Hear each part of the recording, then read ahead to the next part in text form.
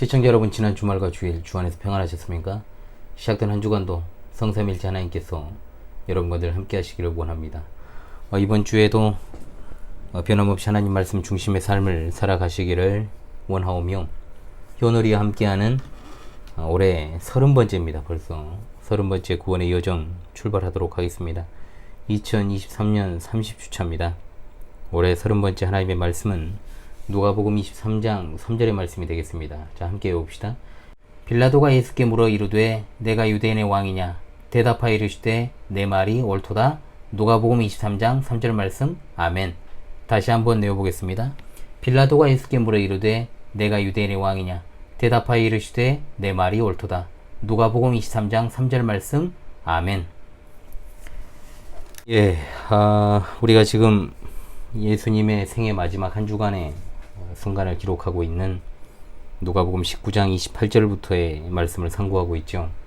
그 가운데 22장, 그리고 오늘 이제 시작된 23장, 그 가운데서도 예수님께서 십자가에서 순환당하시고 죽으신 생애 마지막 순간에 금요일에 있었던 일에 대한 22장 47절부터 23장 56절까지 이제 연속 부분이 되겠습니다. 지난 시간에는 예수님께서 대제사장의 집에서 당하신 치욕, 산헤드린 신문 사건에 대한 기록이었습니다. 오늘은 배경이 유대 총독 빌라도의 관정으로 옮겨지죠. 이른바 빌라도의 1차 신문과 헤롯에게 이송하는 장면에 관한 내용입니다. 유대 종교 지도자들은 산헤드린 공회에서 재판을 해서 예수님을 신성모독죄로 정죄하고 사형에 처하기로 결의했습니다. 그러나 로마의 식민 통치를 받던 유대는 독자적으로 사형을 집행할 권한은 없었지요. 따라서 당시에 로마의 총독이었던 빌라도, 유대 총독 빌라도의 손을 빌려서 예수님을 죽이려고 한 겁니다. 그런데 문제는 그들이 예수님을 신성모독죄로 종교적으로 종교 재판을 통해서 정죄를 했지 않습니까? 그렇다고 해서 로마 정부에서 그들의 손을 들어서 예수님을 사형을 시킬 수 있는가 하는 문제죠. 기본적으로 로마는 속주의 이 종교적 문제만큼은 터치하지 않는 것이 나름의 국가 정책이었기 때문에 종교적인 문제로 고소해도 사형 집행은 어려웠습니다. 그래서 그들은 로마 정부의 입장에서 볼 때 심각한 죄목을 만들어 예수님을 고소하게 되죠. 즉 정치적 범죄자로 낙인 찍어서 소위 내란 선동 또는 국가 전복을 획책한 국사범이라는 혐의를 씌워서 고소합니다. 그러나 로마 황제로부터 직접 파견받은 이 속주의 최고 지휘관 총독식이나 되는 빌라도가 바보가 아닌 이상 산헤드린 공회의 숨은 의도를 모를 리가 없습니다. 그리고 여기에는 자세히 나오지 않습니다만 요한복음에 나오는 상세한 기록에는 빌라도가 예수님이 정치적 어떤 국사범이 아니라는 것을 개인적인 신문을 통해서 알게 되죠. 그래서 그는 무죄를 선언한 겁니다. 하지만 예수님을 고소한 무리들의 거센 반발로 인해 예수님께서 죄가 없다는 사실을 분명히 알고 있음에도 불구하고 석방하지 못합니다. 그러던 중 예수님께서 헤롯이 통치하는 영지인 갈릴리 출신이라는 사실을 알게 되어서 마치 헤롯의 통치권을 존중하는 척 하면서 이 복잡한 문제를 헤롯에게로 이송시키므로 이 골치 아픈 문제에서 벗어나고자 했던 것이 바로 빌라도였습니다. 시청자 성도들이시오, 오늘 우리는 예수님께서 대적자들에 의해 다시금 세상 법정에 끌려와 모욕당하시는 모습을 통해 그리스도를 미워하는 마귀에 속한 세상과 거기에 속한 인간들의 특질을 파악할 수 있게 됩니다. 그것을 통해서 우리는 다시금 의의 길에 속한 의인으로서 악인의 길을 피할 수 있는 법을 배울 수 있습니다. 아무쪼록 이 말씀이 오늘을 살아가는 우리 성도들의 영적 분별력을 향상시키는 귀한 교훈의 말씀이 되기를 소망합니다. 먼저 본문 7절의 본문을 읽고 시작하도록 하겠습니다. 누가복음 23장 1절로 7절의 말씀이 되겠습니다. 제가 낭독합니다. 무리가 다 일어나 예수를 빌라도에게 끌고 가서 고발하여 이르되 우리가 이 사람을 보매 우리 백성을 미혹하고 가이사에게 세금 바치는 것을 금하며 자칭 왕 그리스도라 하더이다 하니, 빌라도가 예수께 물어 이르되 내가 유대인의 왕이냐? 대답하여 이르시되 내 말이 옳도다. 빌라도가 대제사장들과 무리에게 이르되 내가 보니 이 사람에게 죄가 없도다 하니, 무리가 더욱 강하게 말하되 그가 온 유대에서 가르치고 갈릴리에서부터 시작하여 여기까지 와서 백성을 소동하게 하나이다. 빌라도가 듣고 그가 갈릴리 사람이냐 물어 헤롯의 관할에 속한 줄을 알고 헤롯에게 보내니 그때 헤롯이 예루살렘에 있더라. 아멘. 자, 누가복음에서 예수님의 죽으심을 다루면서 특별히 강조하는 것은 예수님의 무죄성입니다. 특히 본장에서 다른 복음서에 비해서 예수님의 무죄성을 많이 강조하는데 무려 6군데나 등장을 하죠. 이것은 예수님의 십자가의 죽으심이 택자들을 위한 대속의 죽음이고 또한 흠없는 어린 양의 죽음이었다라는 사실을 부각시키기 위함입니다. 1절로 5절의 말씀은 예수님께서 산해드린 회원들에 의해 유대 총독 빌라도에게 넘겨지는 장면을 다룹니다. 세상 권력에 의한 본격적인 재판 과정이 시작됩니다. 이미 말씀드렸듯이 당시에 로마의 식민 통치를 받던 유대는 자체적 사형 집행권이 없습니다. 그래서 산해드린 공회원은 로마의 힘을 빌려서 사형 판결과 사형 집행을 통해 예수님을 죽이기 위해서 빌라도에게 예수님을 끌고 간 것이죠. 여기 특히 이제 끌고 가다라는 말은 무엇을 붙잡아서 인도하다, 사람이죠. 안내하다 이런 뜻인데 이것은 짐승을 끌고 갈 때도 사용되었다는 측면에서 예수님은 산해드린 회원들에 의해 마치 짐승이 도살장에 끌려가는 것처럼 묘사되고 있다는 겁니다. 마태와 마가복음에는 결박해서 끌고 갔다라고 기록되어 있기 때문에 예수님께서 얼마나 수치와 모욕을 당하시면서 끌려가셨는지를 짐작할 수 있게 해주는 대목입니다. 죄가 하나도 없으신 우리의 구주 예수님께서 죄인 중에서도 가장 흉악한 강력 범죄자인 것처럼 취급을 받아서 빌라도에게 넘겨지는 장면은 그야말로 흠없는 어린 양이 죄인을 위해서 제단으로 끌려가는 모습을 연상시키는 겁니다. 그러나 이런 일은 어느 날 갑자기 일어난 일이 아니라 이사야 선지자를 통해서 하나님의 예언의 말씀이 성취된 것이었고 예수님은 이 예언을 이루시기 위해 묵묵히 아무런 저항도 항변도 하지 않으시고 십자가의 그 도를 걸어 가신 겁니다. 2절은 산해드린의 이제 고발 내용이 나오죠. 총 3가지입니다. 첫 번째, 우리 백성을 미혹했다라는 것. 두 번째, 가이사에게 세금 바치는 것을 금하였다. 세 번째, 자칭 왕 그리스도라 했다는 겁니다. 자, 고소 내용을 정리해가지고 한 문장으로 표현하자면 이 사람은 백성을 미혹해서 세금을 내지 않게 선동하고 자기 자신이 왕이라고 말하여 왔다라는 겁니다. 미혹하다라는 말은 기본적으로 유혹하다, 잘못된 길로 인도하다라는 뜻입니다. 그러나 그들이 말한 죄목은 다름 아닌 정말 어이없게도 예수님을 고발한 자들의 죄목이라고 볼 수 있습니다. 예수님께서 백성들을 미혹했습니까? 그들을 진리의 길로 인도해 주셨고 그들의 영적인 눈을 뜨게 하셨으며 그들을 구원 영생의 도로 이끄셨습니다. 오히려 그들이야말로 참된 진리를 알지 못하는 영적 맹인들로서 백성들의 눈마저도 가려워 버렸으니 예수님을 향한 고발의 내용은 바로 자기들에게 해당되는 죄목이었다라는 것이 얼마나 어이가 없습니까, 여러분? 그리고 가이사에게 세금 바치는 것을 금했다는 것도 거짓말 아닙니까? 예수님이 납세 논쟁에서 분명하게 가이사의 것은 가이사에게라고 말씀하시면서 친히 세금을 납부하시는 장면이 나왔죠. 그런데 이들은 이것을 반대로 세금 납부를 반대했다는 식으로 거짓 증언을 하는 겁니다. 그리고 마지막은 자칭 왕입니다. 물론 예수님께서 스스로 메시아다라 이렇게 말씀하신 것은 사실입니다만 분명히 이것은 정치적 군사적 메시아가 아님에도 불구하고 마치 군사적인 반란을 회책하는 자에게 사용된 왕이라는 단어를 가지고 고발합니다. 유대 역사가 요세푸스는 당시 폭도들의 지도자들에게 왕이라는 호칭을 사용했다라고 언급합니다. 그런데 예수님을 지칭하면서 자칭 왕이라고 한 것은 그야말로 한껏 예수님을 비하하는 발언이죠. 자칭은 그야말로 경멸적 표현인 겁니다.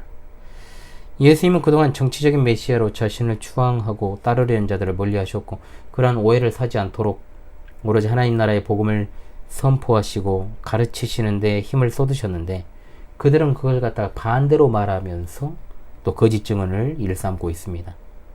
결국 산해드린 회원들이 고소한 제목은 예수님과는 전혀 무관한 것이었죠. 누가가 산해드린 공회 고발 내용을 구체적으로 밝힌 것은 그들의 완악함을 드러내고 동시에 예수님의 무죄하심을 부각시키는 겁니다. 그들이 예수님을 죽이기 위해 예수님을 반란을 획책한 정치범으로 매도하고 있는 것은 그들이 얼마나 거짓의 아비인 마귀를 닮아 있는가를 알 수 있게 해주는 거죠. 분명 사내들인 회의에서는 예수님을 신성 모독죄로 정죄했지만 예수님을 죽이기 위해 거짓말을 서슴지 않고 있으며 그것도 국가 반란이라는 얼토당토하는 제목을 만들어 예수님을 고소했던 겁니다. 정치, 재계, 종교계에서 사회적 책임을 가진 지도자적 위치에 있는 자들이 앞장서서 거짓말을 해서 자신들의 목적을 이루려고 하고 있는 일들이 얼마나 현실에서 비일비재합니까? 얼마나 비열하고 또한 이 모습이 어찌 이들의 모습에만 국한된다라고 할 수 있겠습니까? 이어서 예수님께 대한 빌라도의 신문이 이어집니다. 이 부분은 이곳에 간략하게 기록되어 있지만 핵심 내용은 다 들어있습니다. 특별히 이 부분은 마태, 마가, 요한복음에 기록되어 있습니다. 요한복음에 가장 상세하게 기록되어 있습니다. 그런데 개정 성경의 번역은 오해를 살 여지가 있습니다. 과연 빌라도가 예수님께 내가 유대인의 왕이냐라고 물었을 때 예수님이 내 말이 옳도다라고 대답하신 것이 맞는 번역인가? 내 말이 옳도다는 우리식으로 해석한 뭡니까? 그래, 네 말대로 내가 유대인의 왕이다 이 말입니다. 그런데 빌라도가 신문을 마치고 돌이켜서 유대 종교 지도자들에게 이 사람이 죄가 없다고 선언합니다. 일단 이 부분의 번역도 번역이거니와 예수님과 빌라도 사이에 어떤 대화가 오고 갔는가를 알지 못하면 이 번역은 매끄럽지 않을 뿐만 아니라 오역이라고 할 수 있을 것입니다. 내 말이 옳도다. 이 말씀의 원어를 진역하면 내가 말하고 있답니다. 내가 말하고 있다. 이것은 단순하게 네 말이 정답이다 이게 아니라 유대인의 왕이라는 주장은 네가 말하는 주장이라는 거죠. 너의 주장이다. 즉 빌라도가 의도하고 묻는 유대인의 왕이라는 말의 의미가 뭡니까 여러분? 정치적 메시아, 군사적 메시아가 맞냐? 이걸 의도로 물은 거예요. 진짜 국가 전복 계획이 있었느냐? 정말로 네가 왕을 사칭하면서 그렇게 살았느냐? 이렇게 물었는데 예수님이 거기에다 대고 맞다고 하실 리가 없죠. 그래서 예수님께서는 요한복음 18장 35절에 내 나라는 이 세상에 속한 것이 아니니라. 만일 내 나라가 이 세상에 속한 것이었다면 내 종들이 싸워 나로 유대인들에게 넘겨지지 않게 하였으리라. 이제 내 나라는 여기에 속한 것이 아니니라. 아멘. 분명히 말씀하셨습니다. 예수님께서는 영적인 하나님 나라를 역설하시면서 자신이 곧 진리이시며 진리에 속한 자는 자신의 음성을 듣는다라고 분명히 말씀하십니다. 즉 나는 로마라는 나라를 전복하려는 시도를 한 적이 없고 관심도 없다. 나는 하나님 나라 복음을 위해서 이 세상에 왔노라고 말씀하신 것입니다. 그래서 빌라도는 바로 이 사실이 종교적 문제라는 사실을 알고 사내들인 회원들에게 이 사람에게 죄가 없다라고 선언한 것입니다. 다시금 예수님의 무죄성이 드러나고 있죠. 예수님께서 당하시는 고난은 결코 예수님의 죄 때문이 아니라 택자들을 위한 흠없는 속죄의 어린 양, 대속의 어린 양, 화목제로서 십자가의 죽음을 맞이하시기 위함이라는 것이 드러나고 있습니다.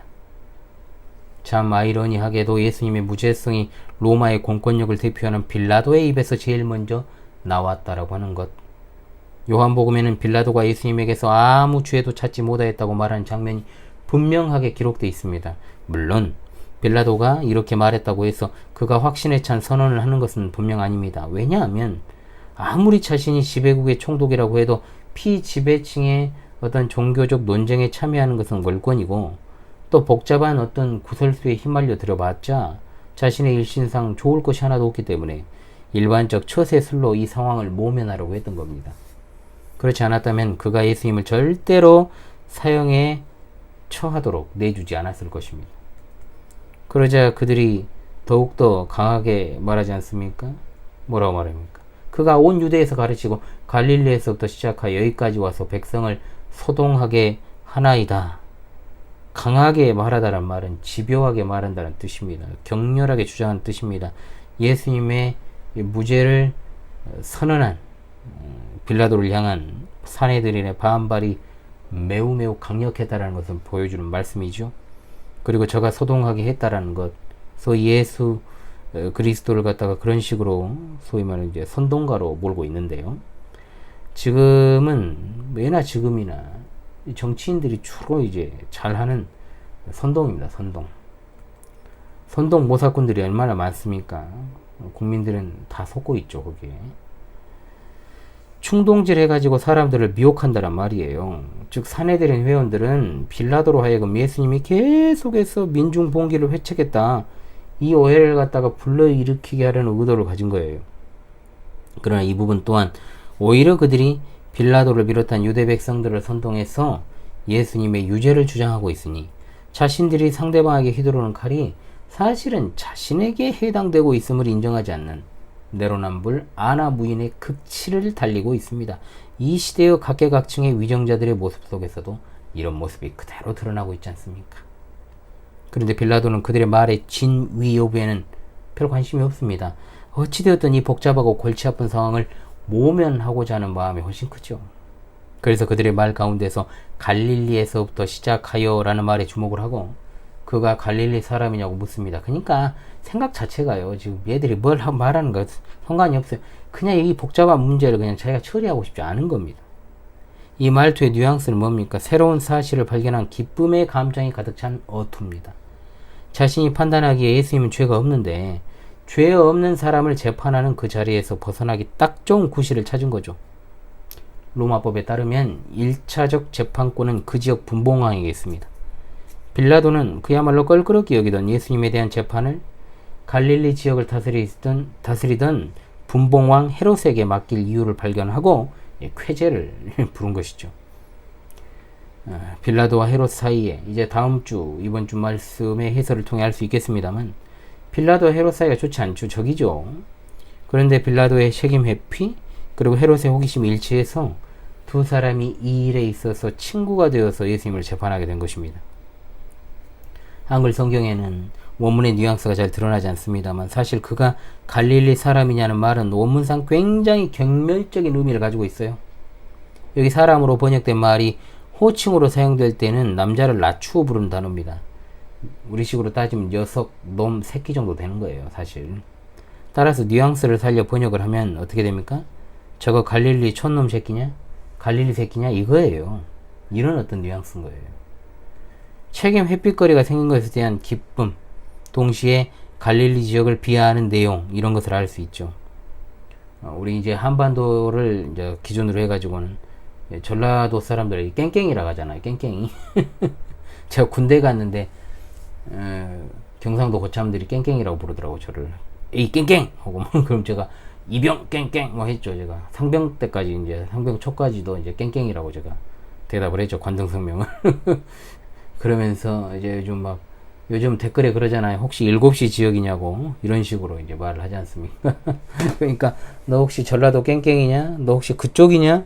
너 7시 지역이냐? 이런 식이니까 열받죠. 그랑에도 항상 열받아 있는데, 이 전라도 사람들이. 그런데 우리 예수님이 진짜로 이 모욕과 수치에 이 지역 비하 발언까지 듣고 계시니까 참 가슴이 더 아파옵니다. 우리가 뭐 지역 비하 발언 듣는 거 아무것도 아니죠, 그거는. 그 듣는 사람한테 다시 돌아가니까, 그거는 말하는 사람한테. 그래서 빌라도가 헤롯에게 예수님을 보냅니다. 이 헤롯은 주전 4년에서 주 39년까지 다스린 헤롯 안티파스죠. 그는 세례 요한을 죽인 자이고 베들레헴에서 2살 미만의 남자아이를 죽인 이 헤롯 대왕의 아들입니다. 또 야고보를 죽이고 또 베드로를 죽이고자 했던 헤롯 아그리빠의 삼촌이기도 하죠. 헤롯 왕가의 종자답게 사람 죽이는 것 아주 아무렇지 않게 생각했던 악하고 포악한 왕입니다. 그런 사람에게 예수님이 보내지는 게 좋을 것이 하나라도 있겠습니까? 그럼에도 불구하고 또한 죄를 발견하지 못하고 다시 빌라도한테 또 돌려보냅니다. 이것 또한 예수님의 무죄성을 보여주는 증거가 됩니다. 왕이라고 해도 속주의 명목상의 분봉왕인 헤롯은 로마가 직접 파견한 총독 빌라도보다 사실은 끝발이 더 좋지는 않습니다. 그러잖아요. 총독은 이제 교체가 되고 또 예를 들어서 로마로 가고 또 이제 이런저런 것들을 보고하지 않겠습니까? 그럼에도 원어상 빌라도가 마치 상급자에게 보내는 듯한 어떤 단어가 사용된 것은 그가 그야말로 무죄한 자를 신문하는 이런 어떤 공경에서 벗어나게 해줄 고마운 자로 여기고 헤롯을 대했다라는 것을 보여주는 겁니다.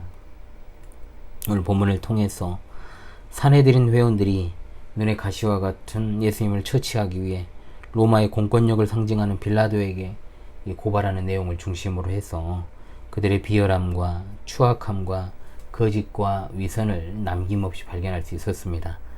오늘 우리에게 주신 교훈은 너무나도 명약관화하죠.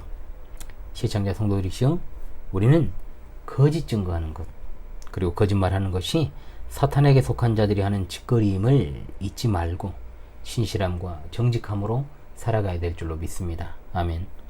오늘 말씀 2절에 나오는 유대 종교 지도자들의 고소 내용을 보십시오. 어느 것 하나 거짓이 아닌 게 없습니다. 유대의 종교, 그야말로 정치 지도자라는 자들이 자신들의 기득권을 위협하는 정적 없애고자 이런 짓거리를 한다는 것 자체가 얼마나 이것이 그들에게서 그들 자신에게서 나온 것이 아니라 그들의 아비 마귀에게서 나온 것임을 우리가 잊지 말아야 되겠죠. 두 얼굴을 가진 자들이 그 당시에 유대 종교 지도자들이었다는 겁니다. 백성을 개 돼지로 보고 앞에서는 거룩한 척, 경건한 척, 온갖 척이란 척은 다 하지만 뒤로는 하나님께서 보내신 독생자 예수 그리스도를 죽이기 위해 그토록 자신들이 싫어하는 로마의 권력 앞에 무릎 꿇고 거짓을 일삼고 아부하는 그들의 행태를 보십시오. 그리고 자신들의 목적을 이루기 위해 수단과 방법을 가리지 않고 거짓 증거하는 추악한 행태와 그 위선을 바라보란 말입니다. 명색이 종교 지도자들이라고 하면서 이웃에 대해서 거짓 증거하지 말라는 계명을 정면으로 무시하는 단계까지 타락하게 된 것은 그들이 탐욕과 시기에 눈이 멀어서 사탄의 종으로 전락해버렸기 때문에 가능한 일입니다. 대한민국 사회에 얼마나 만연한 거짓말, 사기 공화국이잖아요. 이 나라가 거짓말이 커서 사기가 되는 거잖아요. 법적으로 이제 사기라고 하는 것은 사람을 속여가지고 이제 자신의 부당한 이득을 취하는 게 사기 아니겠습니까? 정말로 이걸 갖다가 우리가 생각을 해봐야 된다는 거죠. 거짓말이 지배하는 세상에 거짓말을 잘하는 사람이 정치를 하는 겁니다. 나라의 지도자가 됩니다. 거짓말을 가장 잘하는 사람들이 어디에 모여 있습니까? 국회의사당에 모여 있지 않습니까? 그런데 이 국회의사당이 민의를 대변하는 기구랍시고 나라와 민족을 대표한답시고 버티고 있으니 이 나라 꼴이 잘 될 리가 있겠습니까?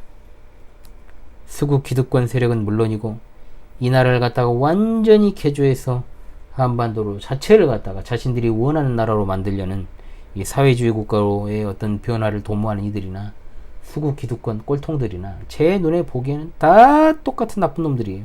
나라 좀먹는 것들, 버러지 같은 것들이죠. 차이가 있다면 제가 앞서 말한 수구 기득권은 식구 지갑에 있는 돈을 훔치는 도둑놈이고 뒤에 있는 놈들은 남에게 집을 팔아먹으려는 아주 도둑놈이다. 이렇게 생각하시면 돼요. 어떤 게 나쁘냐고 했을 때는 사실 우열을 가리기가 힘듭니다. 그렇잖아요, 여러분? 식구 지갑 훔치는 놈 진짜 사악하잖아요. 그냥 남에게 집 팔아먹으려면 너 도둑놈이잖아. 그잖아? 진짜 나쁜 놈들이죠, 둘 다. 이러한 시국에도 교회에서 목사가 어떤 시국, 에 관한 이야기들을 하고 정치적인 이야기를 하면 정치 이야기 하지 말라는 사람들이 아직도 있어요. 그들에게 저는 한번 따져 물어보고 싶습니다. 과연 대한민국이 존재하지 않는데 이 나라에서 생각해 보십시오.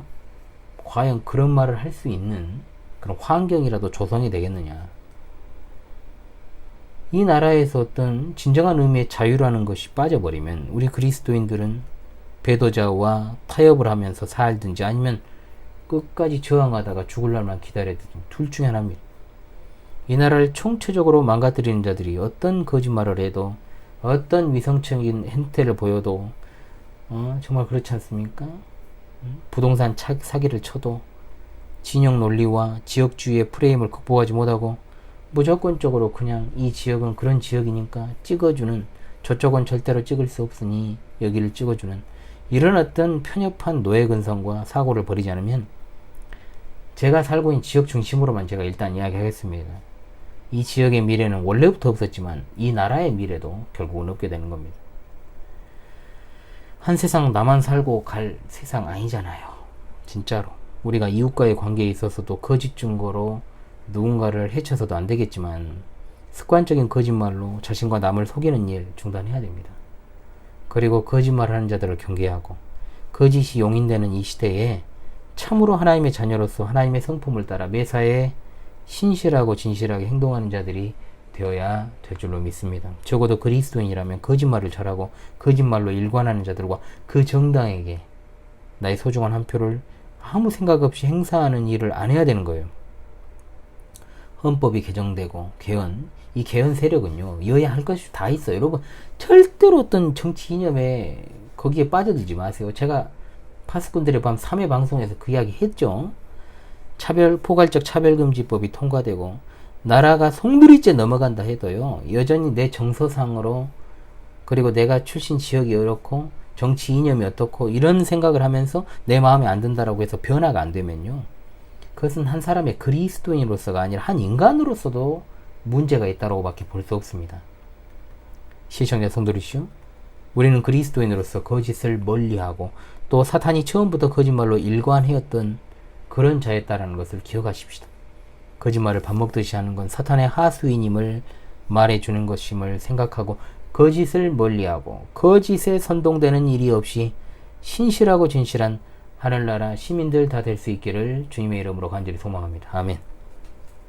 또한 우리는 예수님의 죽으심이 성삼일체 하나님의 구원의 작정과 섭리사의 완성으로서의 죽으심이라는 걸 잊지 말아야 됩니다. 예수님은 무죄입니다. 죄가 하나도 없으십니다. 그럼에도 불구하고 예수님이 무죄 석방되셨습니까? 십자가형 선고받고 끔찍하게 죽임당하셨습니다. 의로운 자가 불의한 자들에 의해서 죽임당하신 것입니다. 그것은 곧 예수님의 죽음이 다른 일을 위한 죽음이었다는 것을 보여줍니다. 이것이 바로 대속의 죽음입니다. 대속의 십자가입니다. 우리는 하나님과 우리 사이에 우리가 이룰 수 없는 것을 이룰 수 있는 사람이 필요합니다. 그분이 바로 중보자입니다. 그 누구도 하나님의 공의를 만족시킬 수도 없고 하나님의 진노를 누그러뜨릴 수 없습니다. 그러나 예수 그리스도께서는 그렇게 하실 수 있고 그렇게 하셨습니다. 우리가 나음을 얻게 된 것은 예수 그리스도께서 대속의 십자가를 지셨기 때문입니다. 예수님이 우리를 대신해 우리 죄에 대한 형벌을 대신 지시고 이런 죄를 짊어지신 속죄로 인하여서 하나님께서 우리에게 그리스도의 의를 전가시키심으로 우리가 의롭게 된 것입니다. 예수님의 생애 전체가 바로 이것을 위한 삶이었다는 겁니다. 이제 우리 죄는 예수님께 전가되고 예수님의 의로우심이 우리에게 전가되어서 죄인인 우리가 용서만 받고 끝난 것이 아니라 의로움의 옷을 입고 거룩하신 하나님 앞에 서게 되었습니다. 이제는 늘 그 은혜의 강물을 따라 살아가고 그 은혜에 합당한 삶을 살아가야 되는 겁니다. 그런데도 빌라도는 그 반대로 헤롯에게 골치 아픈 짐을 떠넘기는 모습을 봅니다. 그는 분명히 예수님이 죄가 없다는 것을 알고 있었음에도 헤롯에게 그 책임을 떠넘긴 겁니다. 그러나 여러분, 그의 의도대로 되었습니까? 헤롯은 다시 돌려보내고 말았다는 거. 설사 헤롯 손에서 해결이 되었다고 합시다. 그러면 빌라도가 책임이 없습니까? 책임을 가진 자가 무죄한 자를 석방할 책임을 지지 않고 타인에게 처벌할 권한을 넘겨버리는 건 결국 그 처벌에 대한 책임이 자신에게 있다는 것을 보여주는 겁니다. 빌라도의 이 무책임한 행동이 결국 손을 씻으면서 예수님의 핏값을 유대인들에게 돌리려는 행동에서도 극명하게 드러나죠. 그러나 그의 이름 본디오 빌라도는 두고두고 예수님을 죽인 책임자로서 매 주일 신앙 고백을 통해서 회자되고 있습니다. 따라서 우리도 자신이 하기 싫은 일을 남에게 떠넘기는 행위를 해서는 안 됩니다. 직접적 책임을 피하고 양심에 그냥 자유를 누리고 싶게 했지만 그것은 결코 하나님 보시기에 악한 행동임을 기억해야 됩니다. 남에게 자신의 책임을 전가하는 습성은 인류의 조상 아담으로부터 시작된 겁니다. 아담이 하와에게 책임을 전가한 것은 단순히 자신의 아내에게 책임을 전가한 것이 아니라 자신의 책임을 결국 하와를 지으신 하나님께 전가한 것이기 때문에 이것은 직접적으로 악을 행한 것보다 훨씬 악한 행동이 되는 겁니다. 우리 그리스도인들은 기꺼이 자신이 책임져야 할 일에 대해서 책임을 지고 그 문제를 하나님이 주시는 지혜로 현명하게 대처하여 살아가는 자들이 되어야 할 것입니다. 사랑하는 우리 시청자 성도들이 마지막 시대를 살아가면서 거짓과 불의를 멀리하는 것이 더욱 중요합니다. 언제나 예수 그리스도의 대속의 죽으심, 대속의 십자가의 은혜를 생각하면서 그야말로 책임감 있는 그리스도인으로서 삶의 모든 현장에서 등불이 되어야 할 줄로 믿습니다. 우리는 세상의 소금이고 빛입니다. 맛을 잃고 빛을 잃어버린 세상 속에서 하나님의 말씀으로 독특한 맛을 내고 또한 빛으로 어둠을 이기는 우리 모두가 되어야 할 줄로 믿습니다. 아멘. 여러분, 한 주간도 참 진짜 하나님 말씀 중심의 삶을 살아가시길 바랍니다.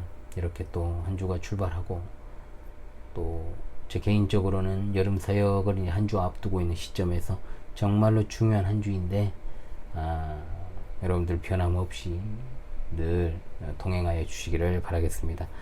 다시금 이번 주 하나님 말씀을 외우면서 마무리하도록 하겠습니다. 이 말씀의 뜻과 의미를 바르게 문맥적으로 그리고 맥락적으로 잘 살피시길 바랍니다. 빌라도가 예수께 물어 이르되 내가 유대인의 왕이냐? 대답하여 이르시되 내 말이 옳도다. 누가복음 23장 3절 말씀. 할렐루야 아멘.